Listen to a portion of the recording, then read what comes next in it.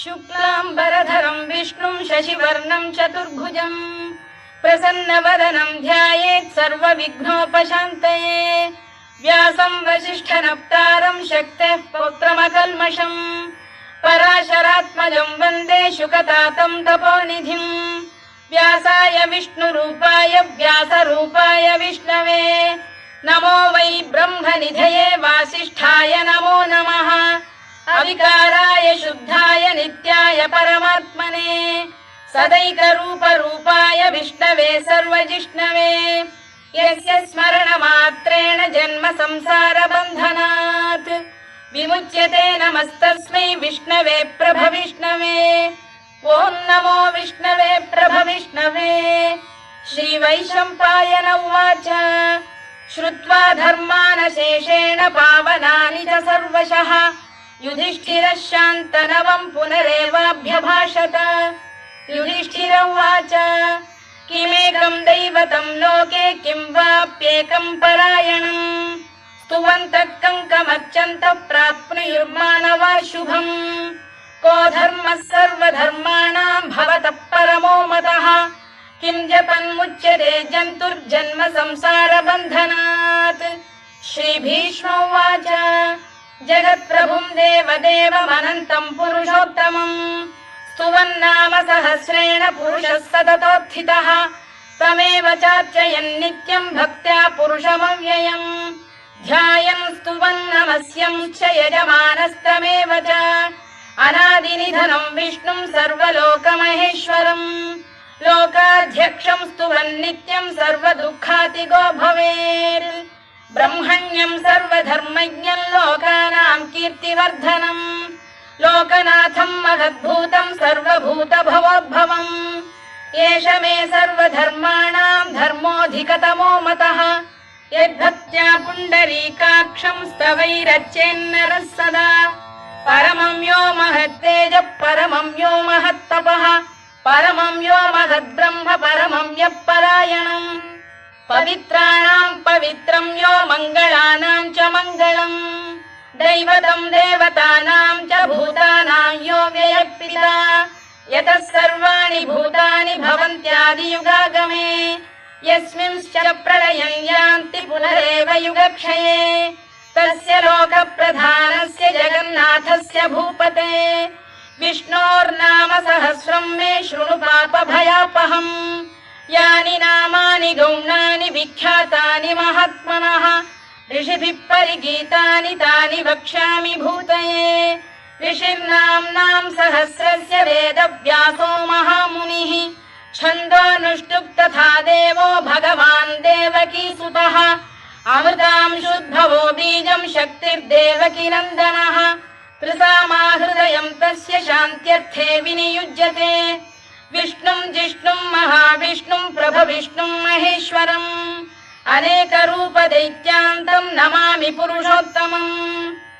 अस्य श्रीविष्णोर्दिव्यसहस्रनामस्तोत्रमहामन्त्रस्य श्रीवेदव्यासो भगवान् ऋषिः अनुष्टुप्छन्दः श्रीमहाविष्णुः परमात्मा श्रीमन्नारायणो देवता अमृतांशुद्भवो भानुरिति बीजम् देवकीनन्दन श्रेष्ठेति शक्तिः उद्भवः क्षोभणो देव इति परमो मन्त्रः शङ्खबृन्नन्दकी चक्रीति कीलकम् शार्ङ्गधन्वा गदाधर इत्यस्त्रम् रथाङ्गपाणिरक्षोभ्य इति नेत्रम् त्रिसामासामरः सामेति कवचम् आनन्दं परब्रह्मेति योनिः ऋतुः सुदर्शनकाल इति दिग्बन्धः श्रीविश्वरूप इति ध्यानम् श्रीमहाविष्णुप्रीत्यर्थे सहस्रनाम जपे विनियोगः। ध्यानम् क्षीरोदन्वत्प्रदेशे शुचिमणिविलसत्सैकते मौक्तिकानाम् माला क्लुप्तासनस्थस्फटिकमणिनिभैर्मौक्तिकैर्मण्डिताङ्गः शुभ्रैरभ्रैरदभ्रैरुपरि विरचितैर्मुक्तपीयूषवर्षैः आनन्दीन पुरीयादरिनलिन गदा शङ्खपाणिर्मुकुन्दः भूः पादौ यस्य नाभिर्वियदसुरनिलश्चन्द्रसूर्यौ च नेत्रे कर्णावाशा शिरोद्यौर्मुखमपि दहनो यस्य वास्तेयमब्धिः अन्तस्थं यस्य विश्वं सुरनरखगो भोगि गन्धर्वदैत्यैः चित्रं रम्यते तं त्रिभुवन वपुषं विष्णुमीशं नमामि। ॐ नमो भगवते वासुदेवाय। शान्ताकारं भुजगशयनं पद्मनाभं सुरेशं विश्वाधारं गगनसदृशं मेघवर्णं शुभाङ्गम् लक्ष्मीकान्तं कमलनयनं योगिधृध्यानगम्यं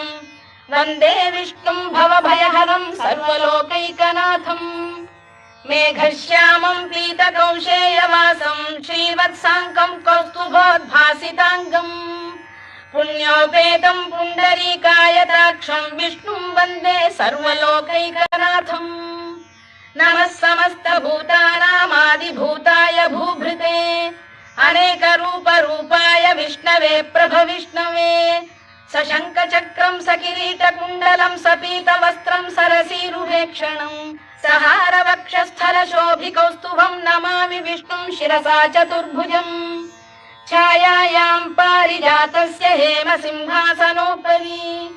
आसीनमम्बुदश्याममायताक्षमलङ्कृतम् चन्द्राननं चतुर्बाहुं श्रीवत्साङ्कितवक्षसम् रुक्मिणी सत्यभामाभ्यां सहितं कृष्णमाश्रये।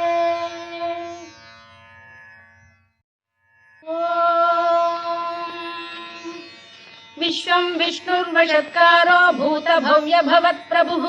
भूतभृद्भावो भूतात्मा भूतभावनः भूतात्मा परमात्मा च मुक्तानां परमागतिः अव्ययः पुरुषः साक्षी क्षेत्रज्ञोऽक्षर एव च योगो योगविदां नेता प्रधानपुरुषेश्वरः नारसिंहवपुः श्रीमान् केशवः पुरुषोत्तमः सर्वः शर्वः शिवस्थाणुर्भूतादिर्निधिरव्ययः सम्भवो भावनो भर्ता प्रभवः प्रभुरीश्वरः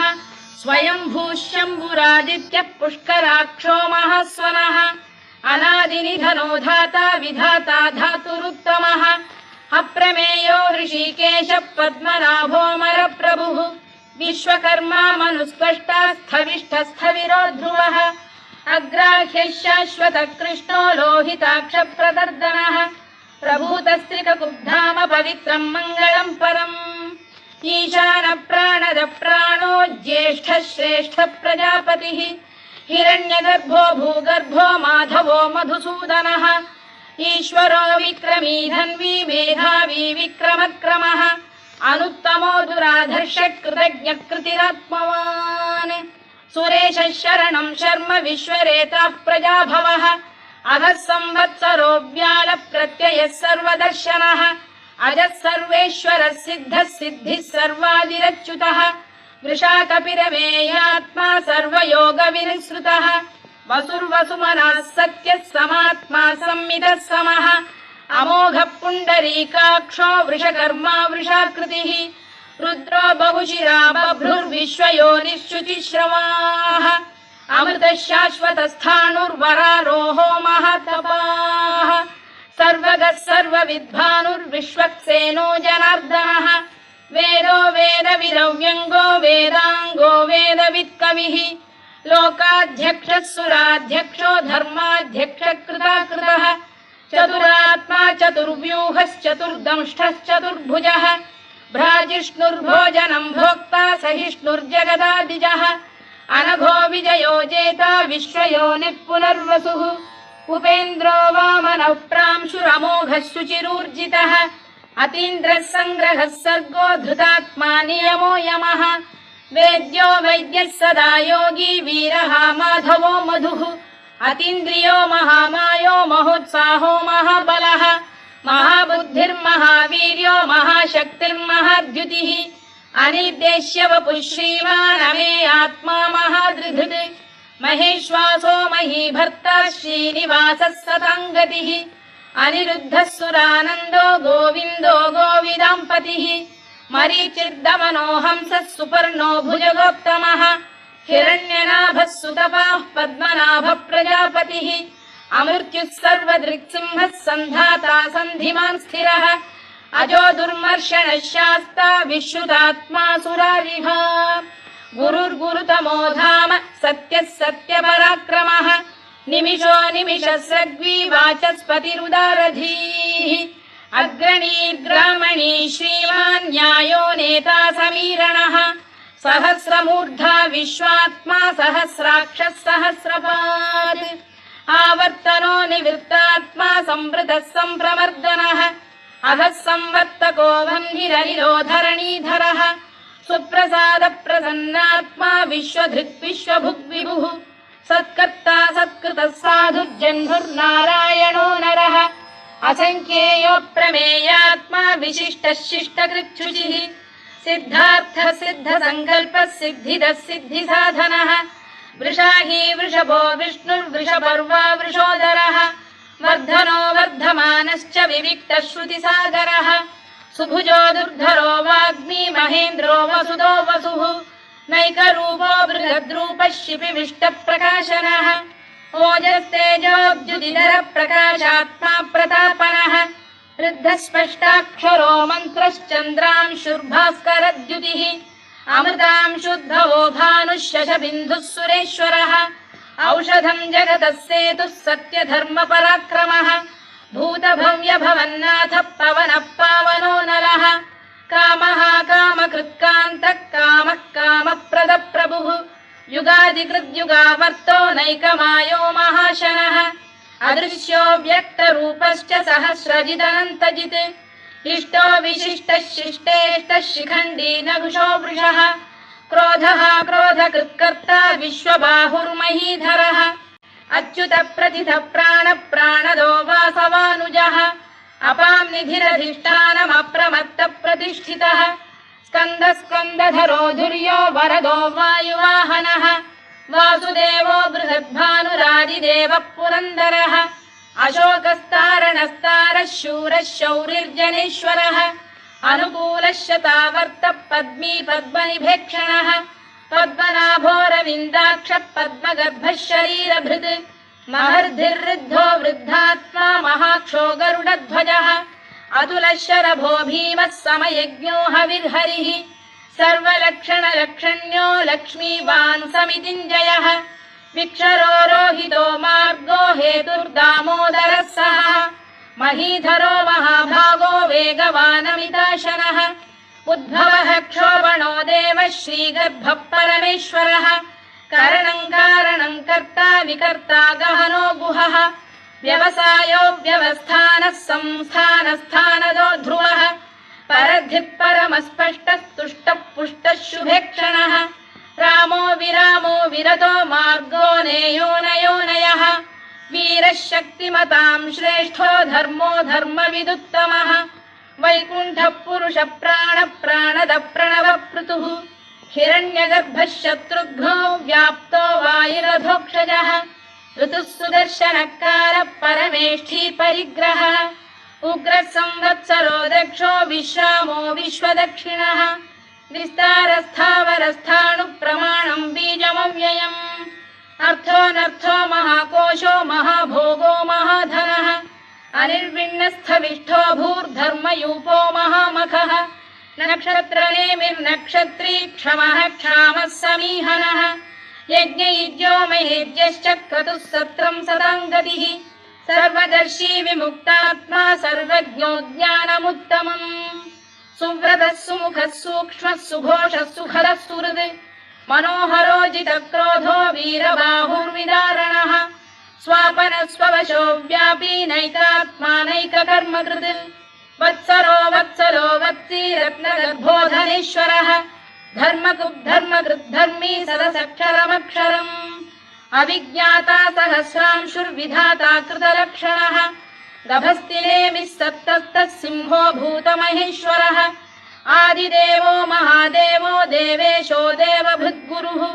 उत्तरो गोपतिर्गोप्ता ज्ञानगम्यः पुरातनः शरीरभूतभृद्भोक्ता कपीन्द्रो भूरि दक्षिणः सोमपोऽमृतपः सोमः पुरुजिः पुरुषत्तमः विनयो जयः सत्यसन्धो दाशार्हः सात्वताम् पतिः जीवो विनयिता साक्षी मुकुन्दो मितविक्रमः अम्भोनिधिरनन्तात्मा महोदधिशयोऽन्तकः अजो महार्घः स्वाभाव्यो जितामित्रप्रमोदनः आनन्दो नन्दनो नन्दः सत्यधर्मा त्रिविक्रमः महर्षि कपिलाचार्यः कृतज्ञो मेदिनीपतिः त्रिपदस्त्रिदशाध्यक्षो महाशृङ्गकृतान्तकृत् महावराहो गोविन्दः सुषेणः कनकाङ्गनी गुह्यो गभीरो गहनो गुप्तश्चक्रगदाधरः मेधास्वाङ्गो जितकृष्णो दृढः सङ्कर्षणोच्युतः वरुणो वारुणो वृक्षः पुष्कराक्षो महामनाः भगवान् भगहानन्दी वनमाली हलायुधः आदित्यो ज्योतिरादित्यः सहिष्णुर्गतिसत्तमः सुधन्वाखण्ड परशुर्दारुणो द्रविणप्रदः दिवस्पृक् सर्वदृग्व्यासो वाचस्पतिरयो निजः त्रिसामासामगः साम निर्वाणम् भेषजम् भिषज सन्न्यासकृच्छमः शान्तो निष्ठा शान्तिः परायणम् शुभाङ्गः शान्तिदः स्रष्टा कुमुदः कुवलेशयः गोहितो गोपतिर्गोप्ता वृषभाक्षो वृषप्रियः अनिवर्ती निवृत्तात्मा संक्षेप्ताक्षेमकृच्छिवः श्रीवत्सवक्षः श्रीवासः श्रीपतिः श्रीमताम्बरः श्रीधः श्रीशः श्रीनिवासः श्रीनिधिः श्रीविभावनः श्रीधर श्रीकर श्रेयः श्रीमान् लोकत्रयाश्रयः स्वक्षः स्वङ्गः शतानन्दो नन्दिर्ज्योतिर्गणेश्वरः विजितात्मा विधेयात्मा सत्कीर्तिश्चिन्न संशयः उदीर्णः सर्वतश्चक्षुरनीशः शाश्वतस्थिरः भूषयो भूषणो भूतिर्विशोकः शोकनाशनः अर्चिष्मानर्चितः कुम्भो विशुद्धात्मा विशोधनः अनिरुद्धो प्रतिरथः प्रद्युम्नो मितविक्रमः कालनेमिनिः वीरः शौरिः शूरजनेश्वरः त्रिलोकात्मा त्रिलोकेशः केशवः केशिहा हरिः कामदेवः कामपालः कामी कान्तकृतागमः अनिर्देश्य वपुर्विष्णुर्वीरोऽनन्तो धनञ्जयः ब्रह्मण्यो ब्रह्मकृद्ब्रह्मा ब्रह्म ब्रह्मविवर्धनः ब्रह्मविब्राह्मणो ब्रह्मी ब्रह्मज्ञो ब्राह्मणप्रियः महाकमो महाकर्मा महातेजा महोरगः महाक्रतुर्महायज्वा महायज्ञो महाहविः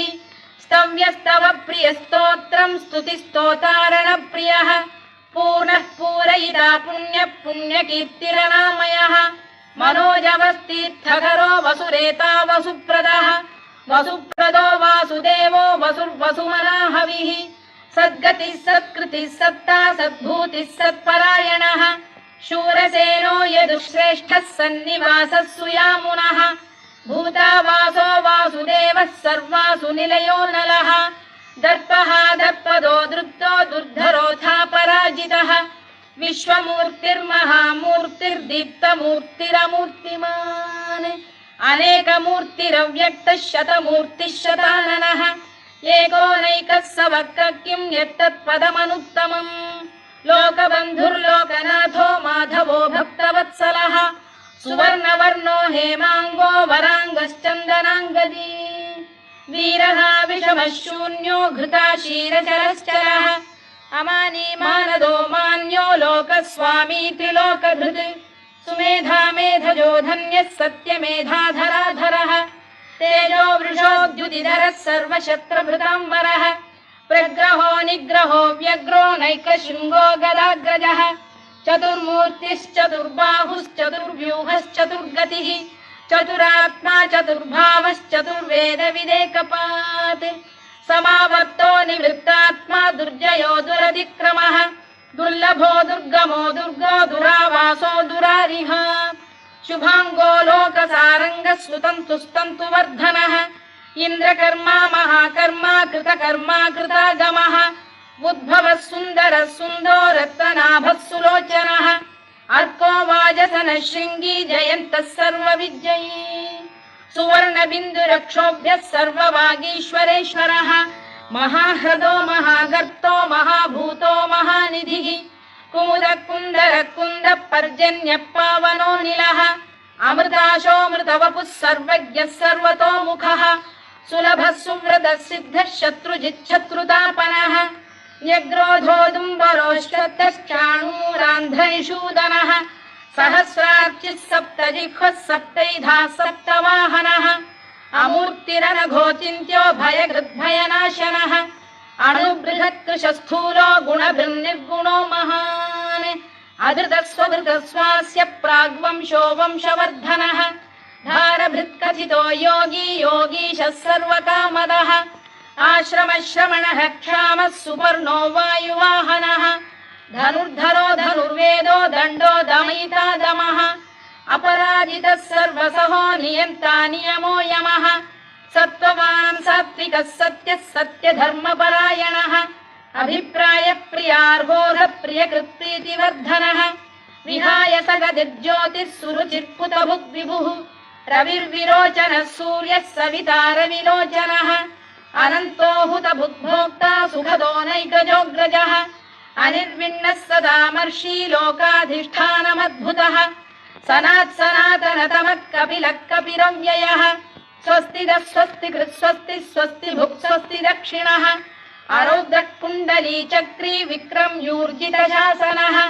शब्दातिगः शब्दसः शिशिरः शर्वरीकरः अक्रूरपेशलो दक्षो दक्षिणः क्षमिणां वरः विद्वत्तमो वीतभयः पुण्यश्रवणकीर्तनः उत्तारणो दुष्कृतिः पुण्यो दुःस्वप्ननाशनः वीरः रक्षणः सन्तो जीवनपर्यवस्थितः अनन्तरूपोऽनन्तश्रीर्जितमन्युर्भयापहः चतुरश्रो गभीरात्मा विदिशो व्यादिशो दिशः अनादिर्भूर्भुवो लक्ष्मी सुवीरो रुचिराङ्गदः जननो जनजन्मादिर्भीमो भीमपराक्रमः आधारनिलयो धाता पुष्पहास प्रजागरः ऊर्ध्वगः सत्पथाचार प्राणद प्रणवप्रणः प्रमाणं प्राणनिलय प्राणभृत् प्राणजीवनः तत्त्वं तत्त्वविदेकात्मा जन्म मृत्युजरातिगः भूर्भुवः स्वस्तरुस्तारः सविता प्रपितामहः यज्ञो यज्ञपतिर्यज्वा यज्ञाङ्गो यज्ञवाहनः यज्ञभृद्यज्ञकृद्यज्ञी यज्ञभुग्यज्ञसाधनः यज्ञान्तकृद्यज्ञगुह्यमन्नमन्नाद एव च आत्मयोनिः स्वयं जातो वैखानः सामगायनः देवकीनन्दनः स्रष्टा क्षितीशः पापनाशनः शङ्खबृन्नन्दकी चक्री शार्ङ्गधन्वा गदाधरः तथाङ्गपाणिरक्षोभ्यः सर्वप्रहरणायुधः सर्वप्रहरणायुधवो नम इति वनमाली गरीशाङ्गी शङ्खी चक्री च नन्दकी श्रीमान्नारायणो विष्णुर्वासुदेवोऽभिरक्षतु वनमाली गरीशाङ्गी शङ्खी चक्री च नन्दकी श्रीमान्नारायणो विष्णुर्वासुदेवोऽभिरक्षतु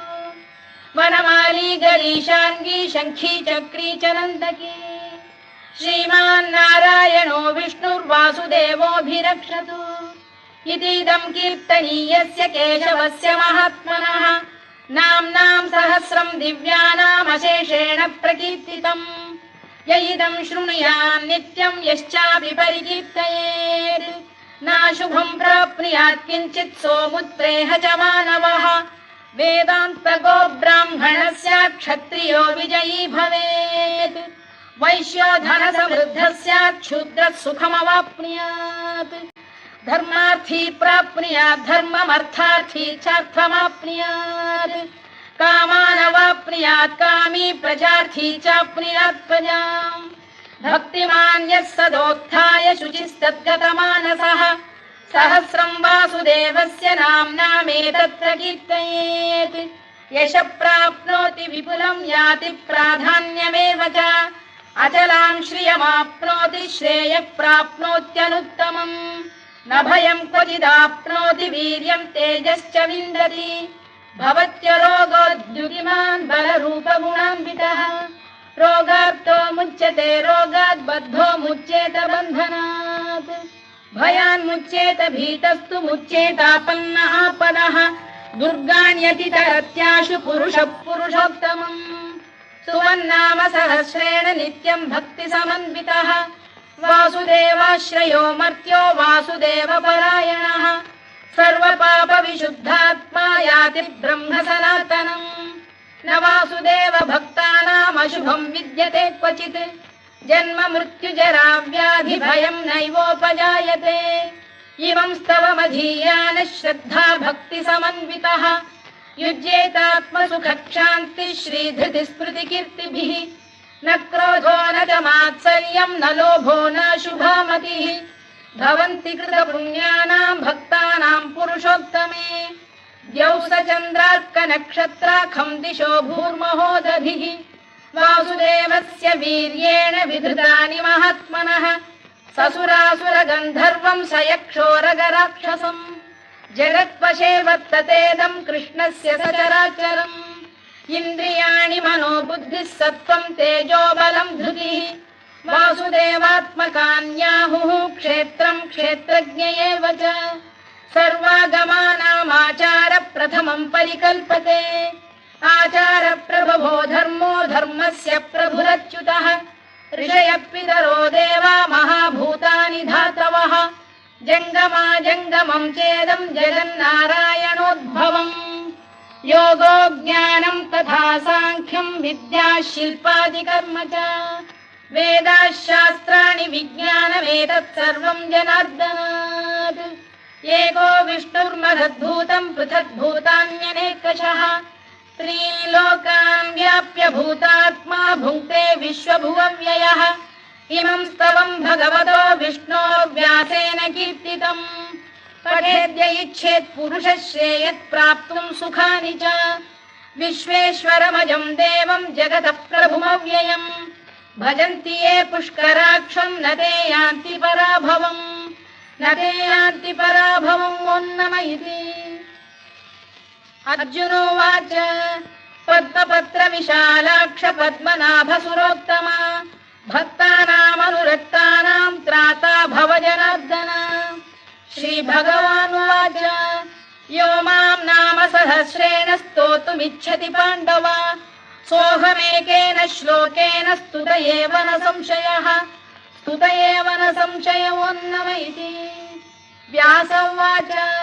वासनाद् वासुदेवस्य वासितं भुवनत्रयम् सर्वभूतनिवासोऽसि वासुदेव नमोऽस्तु ते वासुदेव नमोऽस्तु ते ओन्नम इति पार्वत्युवाच केनोपायेन लघुना विष्णोर्नाम सहस्रकम्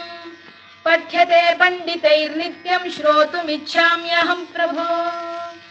ईश्वर उवाच श्रीराम राम रामेति रमे रामे मनोरमे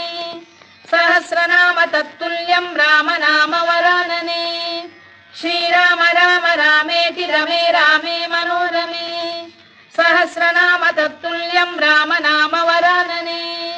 श्रीराम राम रामेति रमे रामे मनोरमे